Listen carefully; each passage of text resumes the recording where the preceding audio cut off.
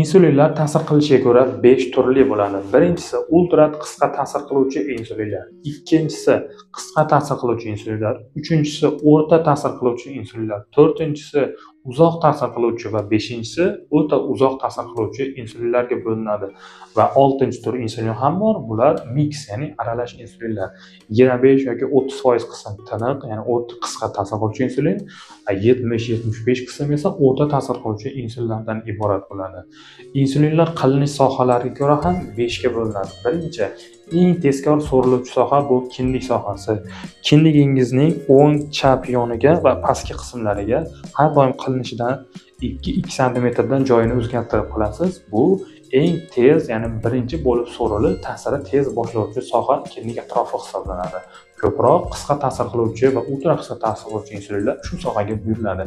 Ikkinchi qilinadigan sohamiz bu yelka sohasi hisoblanadi. O'ng chap yelka doim bunda ham joyini biroz o'zgartirib qilinadi. Asosan o'rta ta'sir qiluvchi insulinlar qilinadi. Kindikdan farqi, kindikdan ko'ra sekinroq so'riladi, ta'siri kechroq namoyon bo'ladi kindikka nisbatan. Uchinchi qilinadigan sohamiz bu son soha, o'ng chap son sohalari. Ta'siri boshlanishiga ko'ra kindik va yelkadan so'ng 3-o'rinda turadi. To'rtinchi qilinadigan sohamiz esa bu yonbosh sohasi, ya'ni yonbosh muskuliga qilinishi ham mumkin.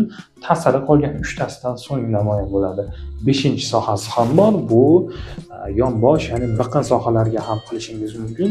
Ta'siri qolgan 4ta sohadan ham kechroq namoyon bo'ladi. Insulinlar o'rtacha 2-8 gradusda haroratda saqlanadi. Xolodilnikka solib, muzlatgichga soladigan bo'lsangiz, muzxonasida emas, pastki qismida cho'ntak sohasida bo'lishi kerak yoki to'g'ridan-to'g'ri quyosh nuridan yoki issiqlikdan saqlangan salqin xonalarda ham saqlashingiz mumkin bo'ladi. Insulinlarni saqlash muddati esa 28 kunni tashkil qiladi. 28 kundan so'ng ham insulin ta'sir qiladi, faqat avvalgidek natija bermasligi mumkin. Agar insulinning tiniqligi buzilgan bo'lsa, loyqa cho'kmalar hosil bo'lgan bo'lsa, bu insulinlar qilishga yaroqsiz hisoblanadi.